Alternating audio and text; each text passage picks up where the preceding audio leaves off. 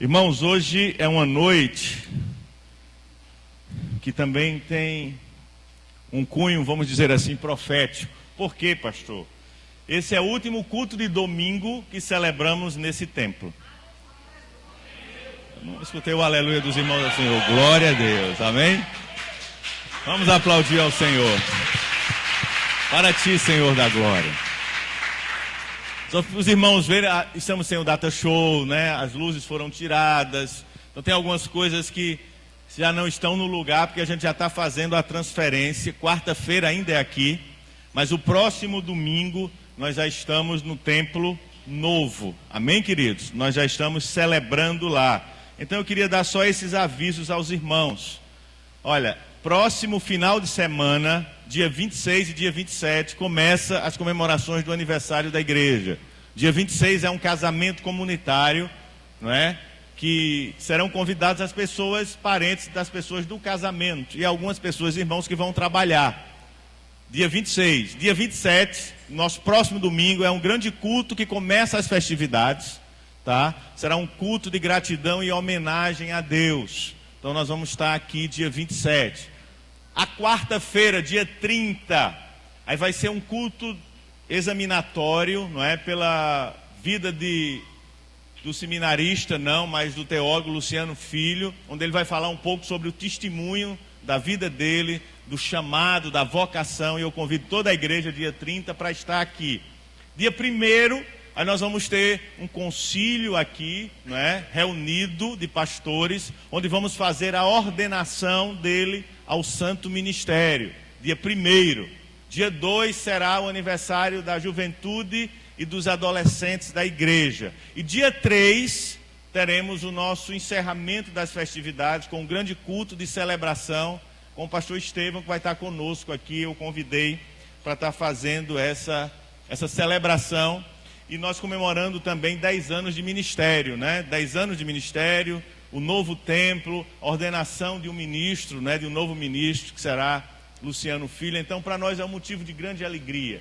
Para mim, pessoalmente, junto com a pastora e a família, porque sabemos que um novo ministro que nasce, que recebe essa ordenação ministerial, é mais alguém que vai estar exercendo a obra de Deus, se dedicando à obra de Deus. E como pai, para nós é uma alegria muito grande como pais, porque não é apenas uma vontade, mas é uma vocação reconhecida pela própria igreja na vida dele. Então isso para nós tem muito valor. Sabe, irmãos, continuar a perpetuar a obra de Deus através da família, isso é algo muito diante do Senhor. Por isso que eu sei que as lutas são muitas, mas as vitórias são maiores, amém? E a minha palavra dessa noite para você, Deus colocou no meu coração. Nós temos uma demanda muito grande de adolescentes, de jovens, de crianças, né, na igreja. Eu ia também consagrar outra criança hoje, e o filho de Jonier, que me ligou para mim, mas ele não pôde vir de última hora, surgiu um imprevisto. Mas a gente vê como Deus tem aumentado sobre a terra novos servos de Deus. Então eu queria que você abrisse a palavra do Senhor no livro de Josué.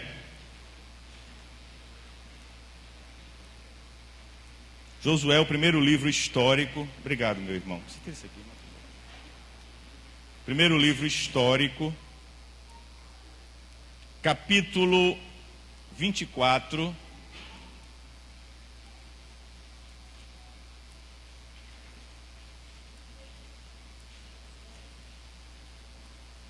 Josué 24.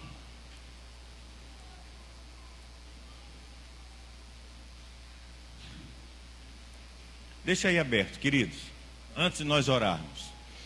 Irmãos, entenda bem, nós sempre vamos passar por lutas, não por derrotas, mas por lutas, por batalhas nessa sociedade que vivemos. Porque nós vivemos no mundo caído, sim ou não? Eu digo que se a igreja de Cristo não estivesse nesse mundo, nós não mais subsistiríamos. Porque a palavra de Deus diz que as portas do inferno não prevalecerão contra a igreja de Cristo. O que faz a presença do Senhor nesta terra ainda é a sua igreja, é o seu povo aqui representado. Então nós vivemos num mundo caído, e por esse mundo ser caído, nós sabemos que circunstâncias difíceis nós vamos passar por elas. Por quê? Porque vivemos num mundo caído. E para isso nós precisamos reencontrar os princípios de Deus para a nossa casa, para a nossa família, para a educação dos nossos filhos, para tudo aquilo que o Senhor tem para nós. E Josué, no capítulo 24, versículo 14, diz, 24:14: Agora, pois, temei ao Senhor e servi-o com integridade e fidelidade. E deitai fora os deuses a quais serviam vossos pais, da além do Eufrates, no Egito, e servi ao Senhor. Amém? Só essa parte. A outra você já conhece, eu quero só essa. Então, Josué, ele dá um despertamento ao povo naquela época e diz: olha, minha gente, agora, pois, temei ao Senhor e servi-o com integridade e com fidelidade. Deitai fora os deuses a quais serviam vossos pais, da além do Eufrates, no Egito, e servi ao Senhor. Olha para o seu irmão e diga assim: desperte, meu irmão, essa noite. Mas diga com mais fé, irmão: irmão, desperte essa noite. Josué era um homem que assumiu uma função muito difícil: substituir um grande líder, um líder de valor, um líder forjado diante de Deus, chamado Moisés. E aquele rapaz, ele tem essa condição e ele é chamado por Deus a substituir Moisés. E Deus chama Josué e começa a instruir Josué na sua palavra. Moisés podia, vamos dizer assim, Josué podia clonar a Moisés. Eu vou fazer aquilo que ele fez. Mas não, isso não era necessário. O que era necessário era Josué se firmar na palavra. Se você for para o capítulo 1, versículo 8, não precisa você abrir agora, mas o Senhor diz a Josué: Josué, medita na minha palavra dia e noite, para que você prospere em todas as suas decisões, em toda a sua vida. E no capítulo 24 é o fim da história já de Josué. E Josué está sempre levantando o povo a voltar para os princípios. Voltar para a verdadeira adoração. Voltar, como ele diz no texto, para a fidelidade e para a integridade com o Senhor. Josué morreu, irmãos. Olha que coisa interessante. E essa palavra falou no meu coração porque nós precisamos manter o legado. Diga para seu irmão: você precisa manter o legado de Deus na sua história e na sua vida. E eu louvo ao Senhor porque o legado de Deus tem se perpetuado na terra entre aqueles que Deus tem escolhido para isso. Josué morre. E você vai ver que depois de Josué sobra apenas os anciãos. Veja aí no capítulo 31. Serviu, pois, Israel ao Senhor, versículo 31 do mesmo capítulo. Serviu, pois, Israel ao Senhor todos os dias de Josué e todos os dias dos anciãos que ainda sobreviveram por muito tempo depois de Josué, e sabiam todas as obras feitas pelo Senhor a Israel. Você leu isso aí, querido? Primeiro texto: Josué chama o povo à integridade e à fidelidade diante de Deus e não adorar outros deuses.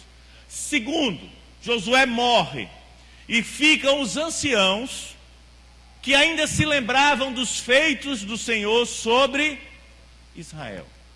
Mas o que acontece depois? Josué morre, os anciãos, que eram pessoas de idade, morrem, e aí nós começamos que livro? Juízes. E chega em Juízes, o povo não lembrava mais o que Deus tinha feito. Vocês estão entendendo o contexto, irmãos? O povo tinha esquecido de tudo o que Deus tinha feito. Porque não se levantou um líder para dar continuidade depois de Josué. Olha a questão na nossa vida espiritual, irmãos. Josué morre, os anciãos apenas conheciam as obras, mas não viveram as obras, não começaram a vivenciar. Josué era o conquistador, era aquele que escolhia um relacionamento com Deus, que vivia os milagres de Deus na vida dele, mas ele morreu. E o que é que acontece? Os anciãos conheciam os feitos que o Senhor tinha sobre Israel, mas não viveram esses feitos. E eu sempre digo, sabe, irmãos, como nós seremos daqui a 100 anos? Como sua família será daqui a 200 anos? Hoje você serve ao Senhor. Esse povo servia ao Senhor. Mas o líder, aquele que direcionava, morreu. E apenas eles esqueceram tudo aquilo que Deus tinha feito. E a outra geração, que era aqueles velhos, anciãos, que lembravam dos feitos, apenas lembravam dos feitos, mas não viviam mais um relacionamento com Deus. E quando a chama não é acesa, ela se extingue. Quando você não coloca óleo no candeeiro, ele apaga. Em vez da luminosidade da luz começar a continuar sobre a sua família, as trevas começam a aparecer. Foi assim que aconteceu. Se você ler o livro de Juízes, a Bíblia diz em Juízes que cada um fazia o que queria. Ninguém mais seguia ao Senhor, até que o Senhor levantou a perseguição sobre o povo, o próprio povo dele, porque o povo tinha se esquecido do que Deus tinha feito. O povo tinha esquecido daquilo que Deus tinha feito. E eu pergunto a você essa noite: você conhece ao Senhor ou você conhece apenas as obras do Senhor? Você vive o Evangelho ou você apenas ouviu falar ou ouve falar do Evangelho? Como será a sua geração?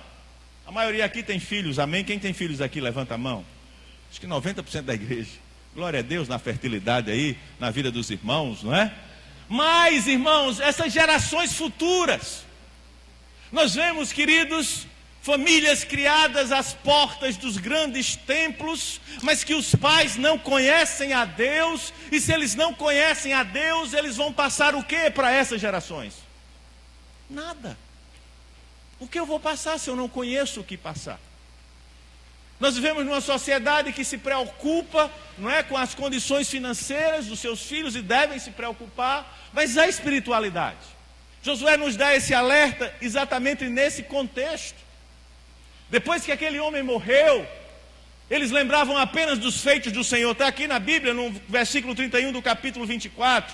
Josué morreu, e todos os dias dos anciãos que ainda sobreviveram por muito tempo depois de Josué, e que sabiam todas as obras feitas a Israel, eles se lembravam apenas. E se você virar a página, você já começa o livro dos Juízes.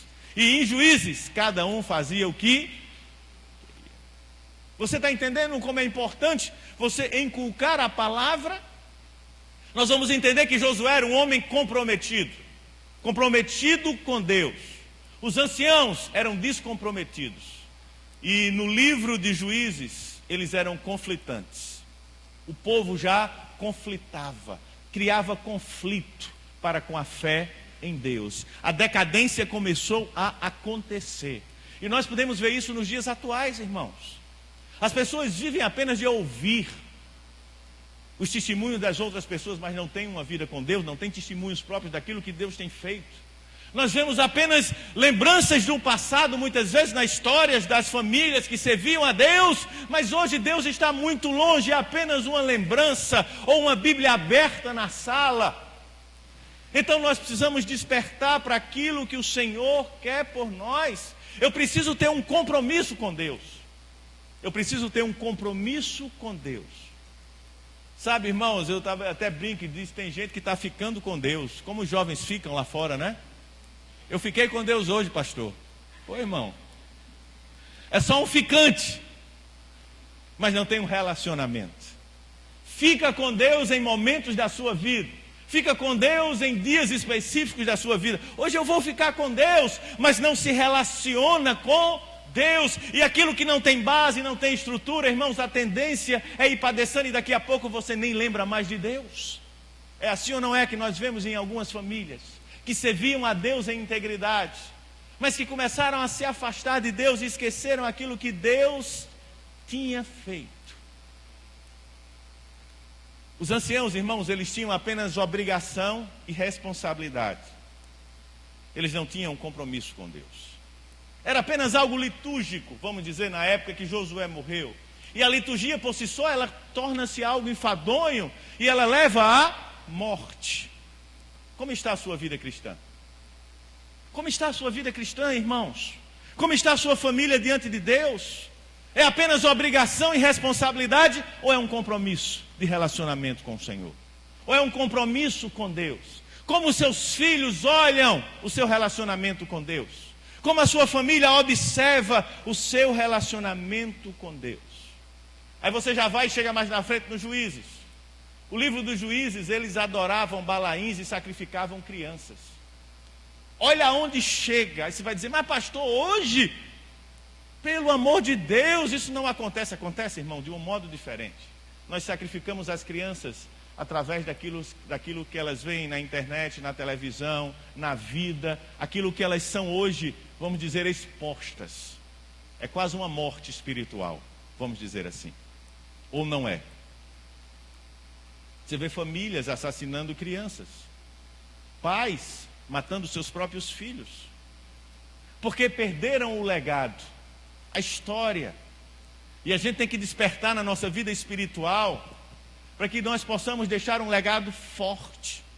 Não apenas uma obrigatoriedade, um legalismo, mas um compromisso.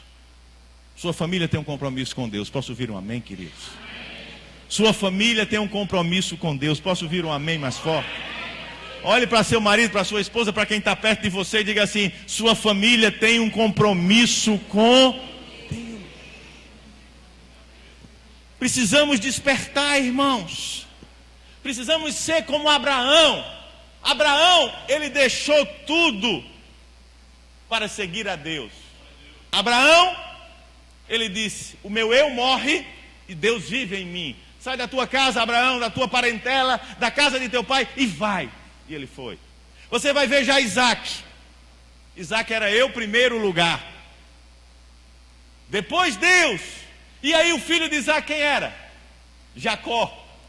Jacó já não queria saber mais de Deus. A palavra do Senhor fala como alguém que era usurpador, alguém que queria algo que era do outro. Porque apesar desses patriarcas serem homens de Deus, eles não se fixaram naquilo que Deus queria para a vida deles, irmãos. A nossa responsabilidade como uma nação santa, como uma geração eleita sobre a família a qual o Senhor nos conduziu. Cadê os homens aqui? Digam glória a Deus. É grande para você, homem. Você precisa entender isso. E nós hoje, irmãos, vivemos, irmãos, através de uma mensagem que o apóstolo Paulo deixou-nos escrito, uma mensagem no livro de Gálatas, que diz o seguinte, e tem um significado especial para o tempo que vivemos hoje. Gálatas capítulo 6, versículo 7. Grave esse versículo aí no teu coração.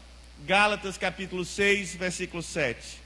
Não erreis, Deus não se deixa escarnecer. Tudo aquilo que o homem semear, isso também fará. Esse princípio central da Bíblia, ele é muito real na vida daqueles que servem e daqueles que não servem, porque a lei de Deus é para todos. Mas só aqueles que servem recebem as bonanças dessa lei. E hoje muitos se têm perguntado, quando eu vou em algum lugar, quando eu vou dar uma palestra, as pessoas olham para mim, para pastor, e perguntam: o que é que está acontecendo, pastor, com a família? Paulo responde: nós estamos colhendo o que plantamos. Sim ou não? Quando começou, irmãos, eu vou só lembrar a vocês. Eu lembro que acho que fazem isso quase 20 anos. Quando começou aquelas bandas da Bahia, daquele negócio da garrafa, né? Lembra dessas músicas que começou? Era aquela música que na boca da garrafa e não sei o que mais lá, e todo mundo achava bonito e achava graça. Hoje nós vemos isso aí a olhos nus, nos programas de televisão que nós assistimos, e coisas muito mais pesadas. Quando eu digo nós, eu estou dizendo toda a sociedade. Toda a sociedade. No meu tempo, que não conhecia a Deus, os irmãos sabiam que existiam aquelas casas noturnas de mulheres que vendiam o seu corpo. Hoje não precisa ter mais aquelas, você vê pouco aquelas casas hoje. Não precisa dizer o nome que os irmãos sabem. Não precisa, porque está aí na rua, fora. Está no colégio, está na faculdade. E não precisa mais pagar, é de graça. Sim ou não? Ainda existe a que recebe dinheiro por fetiche daqueles que pagam. Não porque há necessidade mais. As mulheres hoje estão perdidas sobre essa sociedade. Nós estamos colhendo o que plantamos como sociedade, irmãos.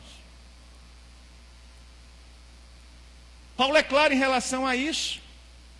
Não foram as famílias que colocaram na mente dos seus filhos que os filhos devem subir na vida, não importando quanto custe e quanto eles precisam abrir mão, sim ou não?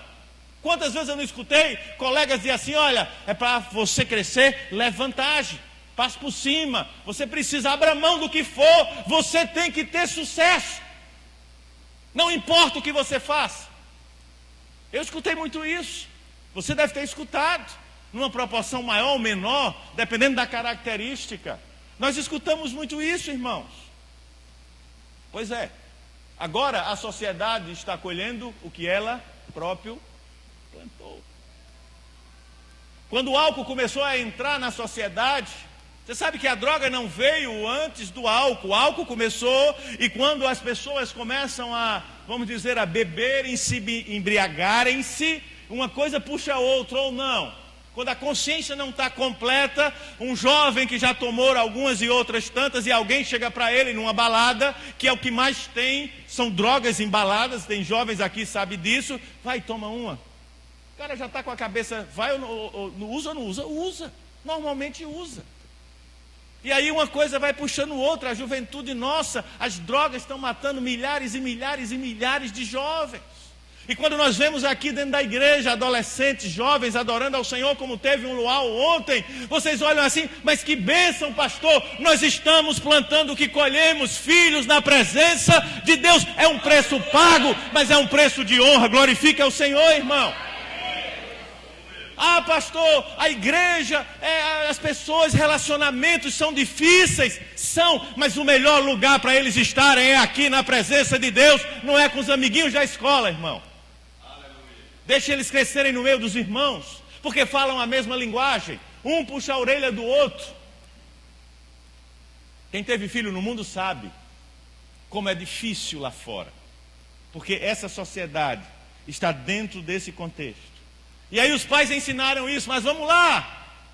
Eles estão, irmãos, o mundo vive a síndrome de Nabucodonosor. O que é isso, pastor? Nabucodonosor deu o melhor: comida, bebida e educação aos jovens cativos hebreus que foram levados para o Império Babilônico para ser úteis. Mas ao mesmo tempo, ele deu toda sorte de promiscuidade que o império tinha para aqueles jovens. A diferença é que Sadraque, Mesaque, Abidnego e Daniel eram homens, jovens, íntegros na presença do Senhor. A base tinha sido feita. O legado tinha sido feito. Mas quantos, porque a Bíblia não relata, quantos jovens foram que não caíram na tentação e no pecado e na vida fácil da Babilônia? Vocês estão entendendo? Então nós estamos hoje assim, olha, o mundo está aí, nós estamos dando tudo para os nossos jovens. Irmãos, vou chegar lá para você entender. Precisamos voltar às veredas antigas. Diga para seu irmão: precisamos voltar às veredas antigas. Resgatar a essência do Evangelho para a nossa família. O Salmo 127, 128 fala muito disso. Do homem que serve ao Senhor e vive nos seus caminhos. E o 128 fala que os filhos são como flecha nas mãos do arqueiro. E esses cânticos, irmãos, os salmos eram cânticos que Davi escrevia. Os salmistas, os maiores salmistas é o rei Davi. Tem outros autores, mas a maioria dos salmos feitos por eles. E os judeus, eles cantavam isso quando eles saíam das suas fazendas, buscando a Jerusalém para adorar a Deus. Eles saíam adorando, louvando, dizendo que o Senhor é bom. Se o Senhor não edificar a casa, em vão trabalhos que edificam. Eles adoravam ao Senhor nas festas e cantavam em caravanas. Mas o Salmo também diz: irmão, em vão vale você se levantar de madrugada, repousar à tarde, comer o pão que você granjeou, porque o Senhor dá o quanto você dorme o seu pão. O que é que ele está dizendo? O texto nos recomenda uma vida de dependência no Senhor e edificação do lar. A nossa dependência não é de homens. Diga para seu irmão, você não depende de homens, irmãos. Mas diga com mais fé, você, irmão, não depende de homens, você depende de Deus. Se nós dependêssemos apenas de homens, nós não tínhamos construído uma igreja em 2 anos e meio. Deus usou homens, mas não foi nossa dependência de homens, foi nossa dependência de quem? Deus. Essa é a diferença. A nossa vida tem que ser pautada neste contexto. Relacionamento com Deus, irmãos. Daí é que vem as coisas, que as coisas fluem. Você é pai, eu quero dar um futuro a meu filho, financeiro, programe, tudo bem, não há nenhum problema nisso. Mas dinheiro não é a base. Se fosse a base, eu lembro de um jovem colega, filho de um vereador dessa cidade, amigo, tempo de colégio, estudamos juntos no Pio Décimo, muitos anos, uma família boa, uma família excelente, um rapaz advogado. Eu acho que não era nem casado ainda. Vez ou outra a gente se encontrava. Eu não era crente no Senhor e a gente saía para tomar uns negócios, conversar. E passou-se uns dias, eu não vi mais, eu soube, ele pulou do prédio dele. Suicidou-se. Estava envolvido com drogas. Condição financeira, prestígio, família bem estabelecida, mas a droga não escolhe. Vocês entenderam? Aquilo que o homem semear, o homem colherá. Que nutrição a sua família tem tido? Que nutrição, irmãos? O que a sua família tem recebido de nutrição? Que tem recebido de alimento? Precisamos desse relacionamento diário com Deus. Você vai ver depois do jejum de 40 dias que o Senhor fez, em Mateus capítulo 4, Satanás oferece a ele o quê? O pão. Mas Jesus, ele tinha o Logos, a palavra. E ele disse, não só de pão vive o homem, mas de toda palavra que procede da boca de Deus. Não é pão, irmãos, é essência, mas é a palavra. Levante sua palavra e diga assim, Senhor, eu amo a tua palavra. Essa é a base, querido, para você ter uma família e uma vida abençoada. Aleluia. Não esqueça disso. Não esqueça do principal. O resto é coisa secundária. Por isso que os seus não adianta você acordar cedo, dormir tarde, comer do pão que granjeasse a seus filhos. O Senhor dá enquanto dormem. Não estou dizendo aqui a questão de não trabalhar, mas uma dependência naquele que é o Senhor. E eu quero exaltar aqui, irmãos, a pastora. Quando João Lucas nasceu, alguns anos atrás, 12 anos, ela tinha um bom emprego. E João Lucas era o último filho. E nós conversamos, ela disse, meu filho, eu não vou deixar João Lucas ser criado por uma pessoa. Eu sou a mãe. Quem vai criar sou eu. Eu vou pedir demissão do emprego. Eu preciso conversar com você. Porque você é o provedor. Você sustenta a provisão. Eu disse amém. Amém. Porque aquele recurso, apesar de ser significativo, não se compara ao tesouro de 12 anos na presença de Deus na vida dele. Vocês estão entendendo, irmãos? Com isso eu não estou dizendo aqui que os irmãos que trabalham, as mulheres que trabalham, que têm uma vida corrida, que deixem tudo e vão tomar conta. Não é isso, mas é que você reflita. Que você pare para pensar um pouco e veja o curso da sua vida. A palavra, ela nos confronta, ela nos acha onde nós estamos e nos mostra para onde nós devemos ir. Josué foi isso. Josué morreu. Os anciãos lembravam-se apenas de Josué e daquilo que tinha feito em Juízes. O caos reinou. Você quer que sua família viva no caos, irmãos? Sim ou não? Se você quer, se afaste do Senhor. Comece a lembrar apenas dos feitos. Não viva mais com Ele. A Bíblia é clara. Eu estou mostrando uma sequência: Josué, os anciãos e juízes. O caos reinou sobre um povo que viu as maravilhas e viveu com Deus. A Bíblia diz, irmãos, no Salmo 127, que os filhos são herança do Senhor, fruto do ventre, o seu galardão, como flechas na mão do guerreiro. Quem não gostaria de receber uma herança aqui? Se não quer receber, ligue para mim, irmão, que a gente recebe em nome de Jesus. Amém? A sua herança. Todos queremos uma herança. Os nossos filhos, Diogo, você é a herança. Com a sua irmã, do irmão Valmir, da irmã Leni. É a herança.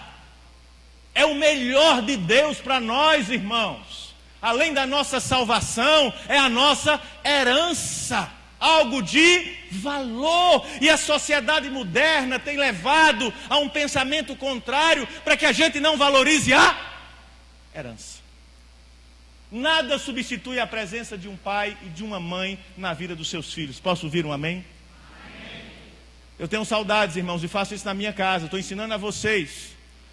No tempo da minha mãe, do meu pai, da minha avó, nós sentávamos todos juntos na hora da mesa. E comíamos e contávamos histórias, apesar de não sermos crentes, porque a minha família não conhecia a Deus.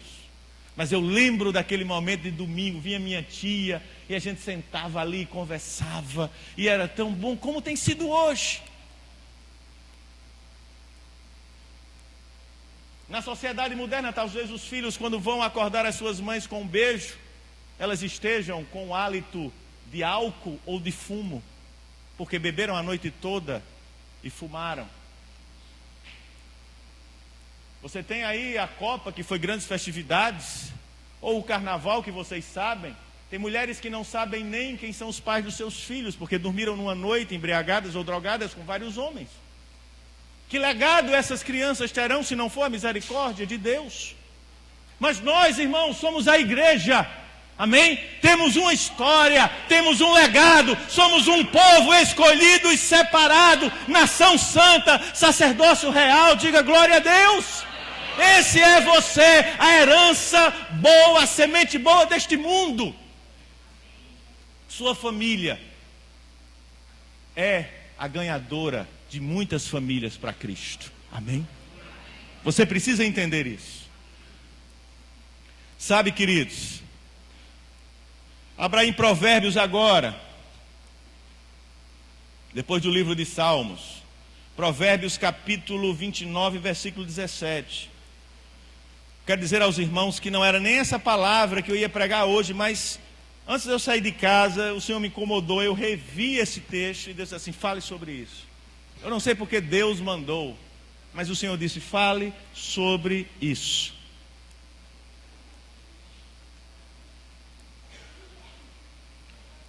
Salmo 29, 17. Salmo não, irmão, desculpe. Provérbios 29, 17.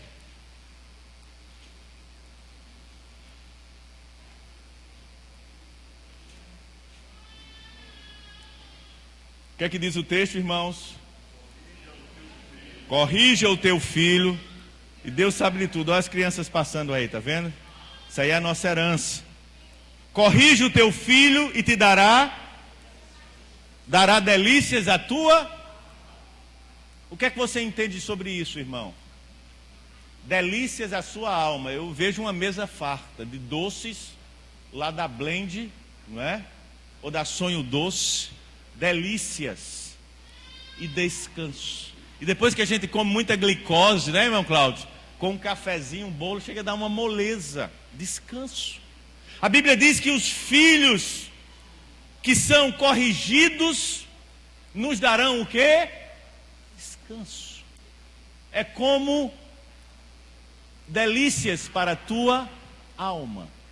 Vocês estão compreendendo o contexto? Corrigir, irmãos, é você mudar o foco da caminhada, é você direcionar se ele for para um caminho errado. E você tem responsabilidade sobre isso. Isso é uma perspectiva para os seus filhos. Eu não estou contando apenas a minha história, porque os irmãos sabem que estão aqui.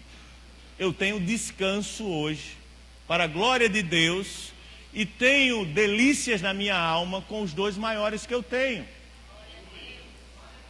E você também, irmãos, tem isso na sua vida. Posso ouvir um amém? Essa palavra é para mim, é para você. Mas eu paguei um preço por isso. Corrigi quando foi necessário. Vocês entenderam? E ainda corrijo. Não os mais velhos, porque agora a correção da menina é o marido, não é? O marido é que tem que dirigir, não é? O marido é o cabeça da casa, da vida dela, não é mais comigo. E o Lucianinho, ele já é o cabeça que vai casar e vai seguir a vida dele. Só o João ainda. Mas a gente precisa buscar essa perspectiva. Porque se a Bíblia nos garante descanso e delícia, você quer isso para os seus filhos, sim ou não, irmão? Busque, irmão. Não esqueça o legado. Invista na sua vida profissional, nos seus negócios, mas não esqueça o principal. Porque a Bíblia diz no Salmo que o Senhor dará aos seus filhos enquanto eles... Eu parei para pensar, sabe, irmãos, e Deus me trouxe à memória isso hoje.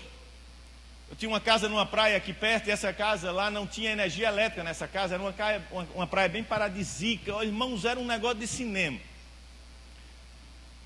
Os irmãos conhecem lá, né, Coqueirinho? E lá não tinha nem água encanada, era poço, e nem tinha energia elétrica. E eu passava um mês lá nas férias, passei 10 anos passando um mês em todas as férias, com os meninos lá. Eu não sentia falta da tecnologia da cidade grande. E eu comecei a pensar que isso é nos vendido como uma obrigação, mas não é uma necessidade nossa. Vocês estão entendendo? Nós começamos a comprar porque somos influenciados por uma sociedade consumista. Eu não estou dizendo que você não compre, irmão. Não é isso. Eu quero que você reflita apenas. Reflita, amém? Reflita. Essa é a razão. Despertar é o tema da palavra para você. E às vezes nós estamos numa sociedade que nos consome e entramos, vamos dizer, numa bola de neve de dívidas para satisfazer as pessoas a um contexto que não é nosso e vivemos uma vida desgraçada. Diga misericórdia. Não aproveitamos o melhor de Deus para nós, a nossa esposa, o nosso marido, os nossos filhos, os nossos parentes, os nossos amigos. Tem irmãos aqui que faz 6 meses que não namora. Diga misericórdia. Não, nem tem tempo e cansado, irmão. Chega em casa, tem vontade de olha, mas cai do outro lado. Isso é vida, irmãos. Deus deixou aí a sua mulher para você, uma bênção de Deus.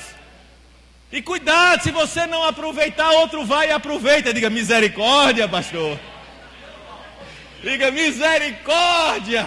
As mulheres também. A Bíblia diz que você não deve se negar ao seu marido. Haja por um motivo justificado de oração e de entrega. Porque se você se negar, outra pode vir e não se negar. Pode dizer misericórdia, irmãs. Mas no mundo jaz o maligno. Então eu sei que hoje alguns vão se animar à noite, quando terminar o culto, para algo novo. Mas precisamos despertar isso. Quantas vezes nós não damos atenção aos nossos filhos em casa? O menino chega, não, eu estou ocupado, não posso. Não. Nós estamos numa época muito corrida aqui na igreja, porque todos os dias é construção, é porta, é forro, é gesso, é ar-condicionado, é só misericórdia. E João de férias chegou um dia que eu disse, hoje eu vou para o cinema com ele, que ele tinha me pedido. Não, mas hoje eu vou para o cinema com ele, irmão. É uma decisão. Não é uma perspectiva de vontade, é uma atitude.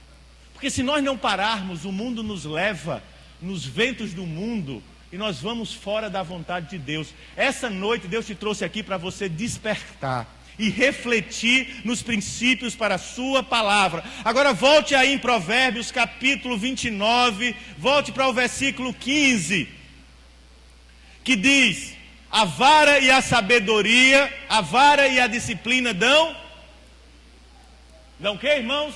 Sabedoria, mas a criança entregue a si mesmo vem a envergonhar a sua. Vocês entenderam, irmãos? admoestação, disciplina, correção, colocar no caminho. Não estou incentivando aqui ninguém a dar em filho, espancar, mas eu estou dizendo a vocês que eu levei palmada. Quem já levou palmada aqui na vida, levanta a mão.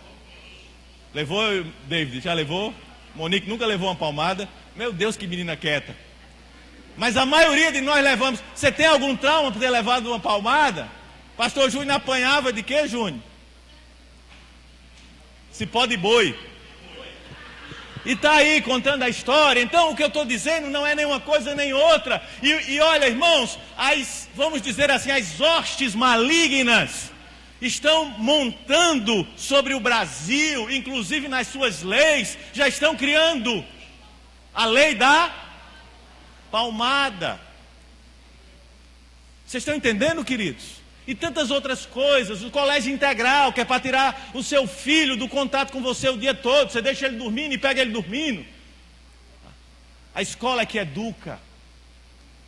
Vocês estão compreendendo como a gente precisa voltar aos valores, às veredas antigas, despertar para a nossa vida, irmãos?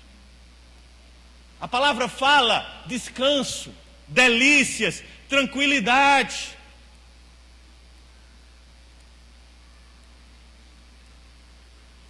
Uma vez eu preguei essa palavra, não essa palavra aqui, mas uma palavra que falava sobre filhos numa igreja. E quando eu terminei de pregar, o pastor estava tendo problema com a filha dele. Com a filha dele. Não era nem aqui, foi em São Paulo. E ele até retificou e disse assim: olha, o pastor não tem problema com os filhos, mas a gente pode ter problemas com os filhos. Eu não estou dizendo isso. Mas eu estou dizendo que a palavra é fiel, irmão. Se ela diz que eles darão a você descanso e delícias para a sua alma, eu creio assim. Amém ou não amém? Senão eu não crio nessa palavra. Eu vou seguir outra perspectiva de fé, mas eu creio nela em integridade. Se ela diz para mim, eu quero do jeito que ela diz.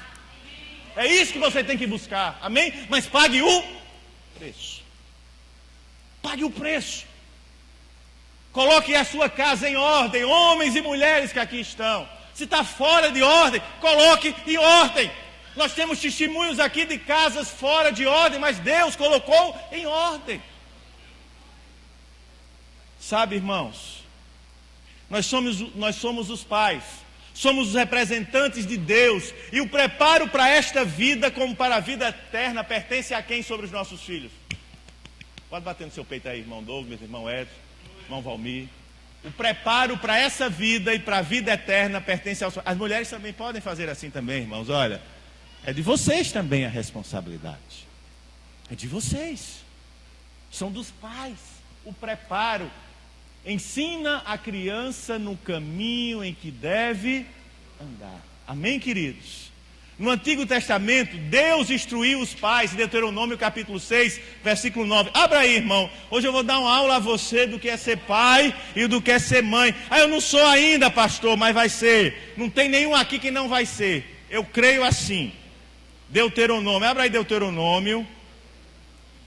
Volte aí antes de Josué, capítulo 6, versículo do 6 ao 9. Acharam?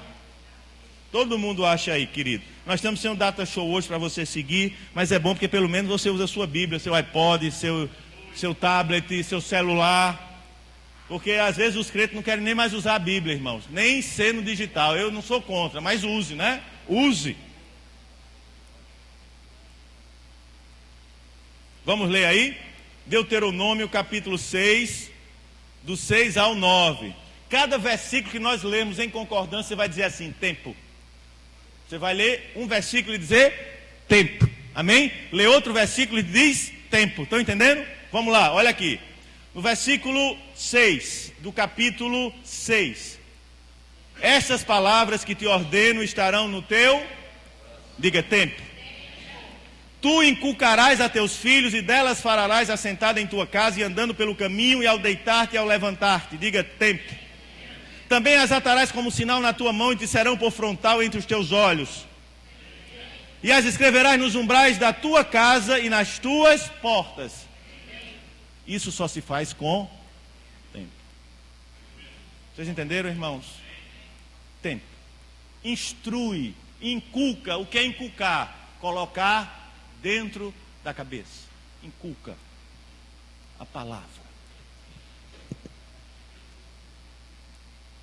Agora, querido, 1500 anos depois desse texto que eu li para você agora, o apóstolo Paulo escreveu lá em Efésios, pule aí para Efésios, capítulo 6, versículo 4, epístola do apóstolo Paulo aos Efésios.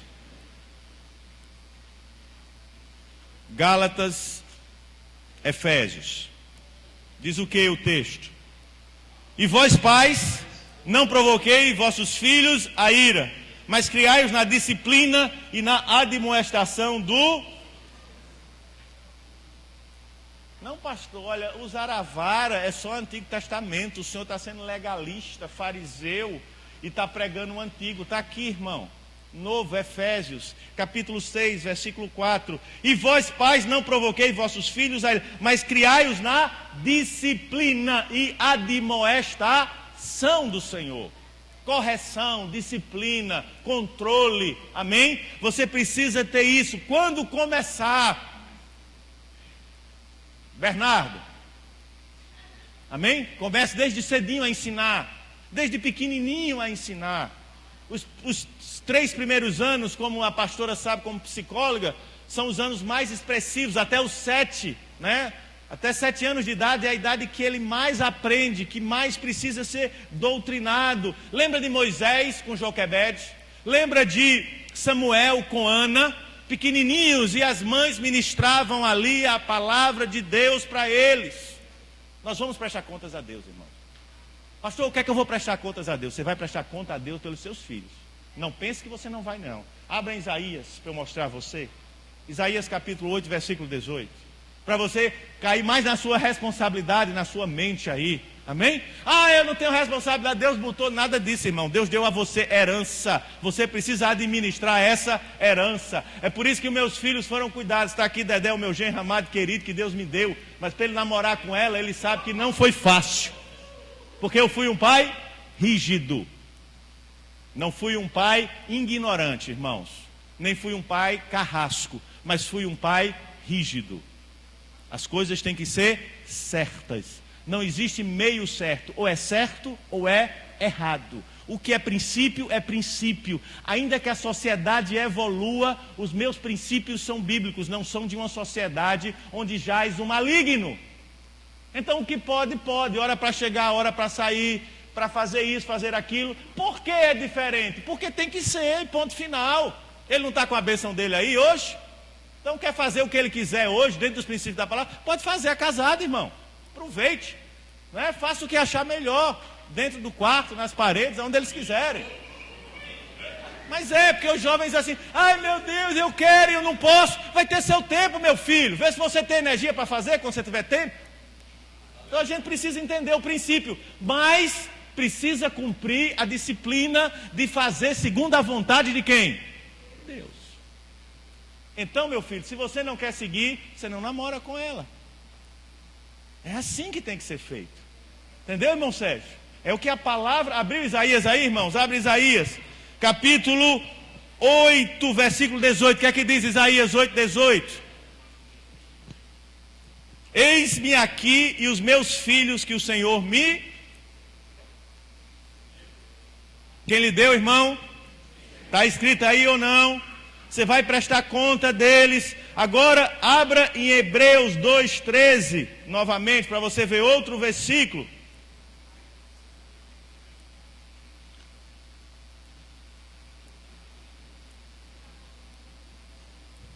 Repete novamente e diz aqui: eis aqui e os meus filhos que Deus me deu. Foi Deus que lhe deu e vai pedir de você as contas. Eu lhe dei. Foi o que você fez com ele? Você inculcou na cabeça dele a minha palavra?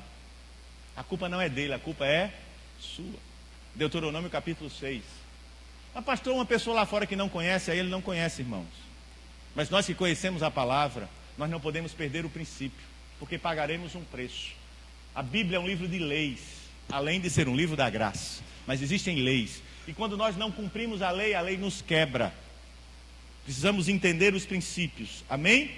Toda casa, para progredir, Vou ensinar a vocês outro princípio hoje. Talvez vocês já saibam, mas eu vou ensinar. Precisa ter uma legislação própria, irmão. Cada caso é diferente, mas precisa ter a sua legislação, as suas leis próprias, estipuladas por aqueles que dirigem a casa, o marido e a esposa, e expressa para todos aqueles que moram na casa. Como é que um filho mora na minha casa e ele faz o que quiser e não obedece à legislação da casa? Está errado, irmão. Está errado. Tem que obedecer à regra. Agora, se você não estabeleceu, fica difícil. Mas você pode orar a Deus e pedir para que o Senhor resgate isso na sua vida. Tem leis, tem regras, que precisam, toda casa deve ter as suas regras. Vocês estão entendendo, irmãos? Amém?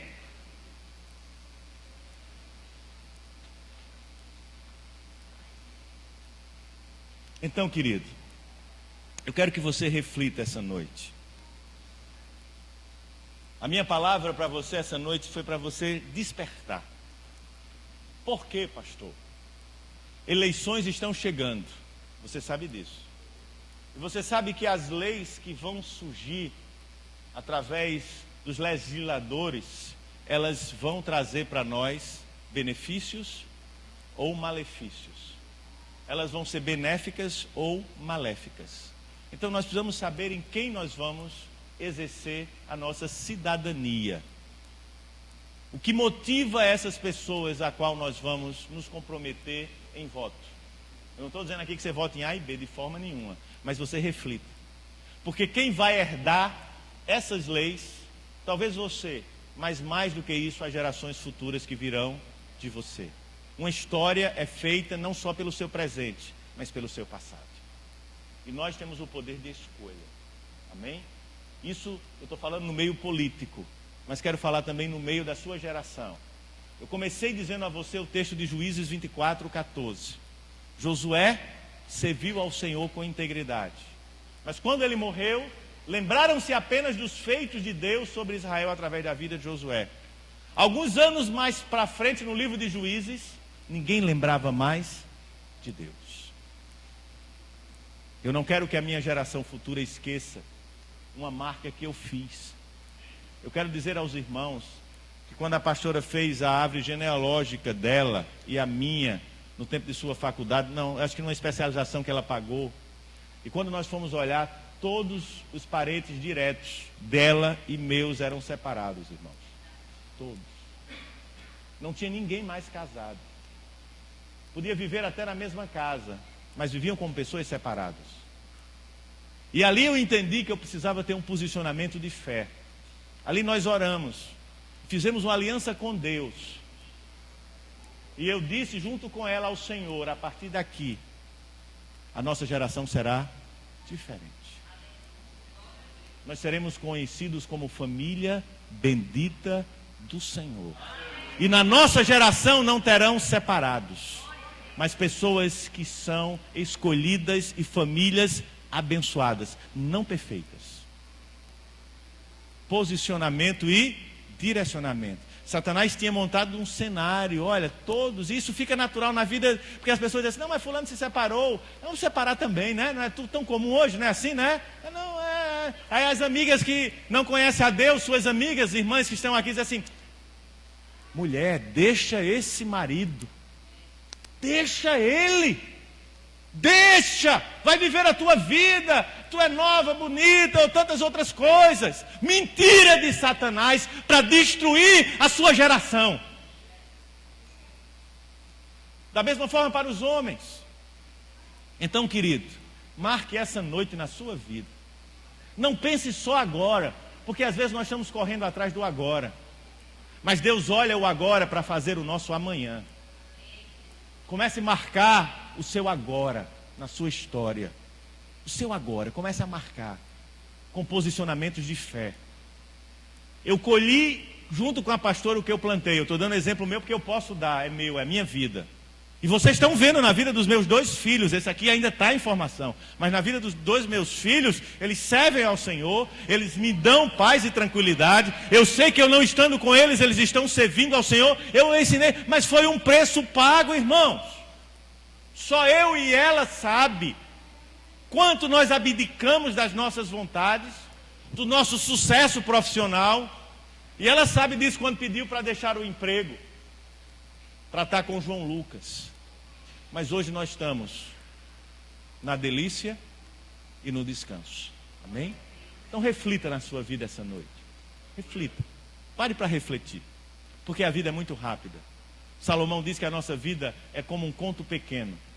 É como a relva do campo, que nasce, floresce, o vento sopra e ela desfalece.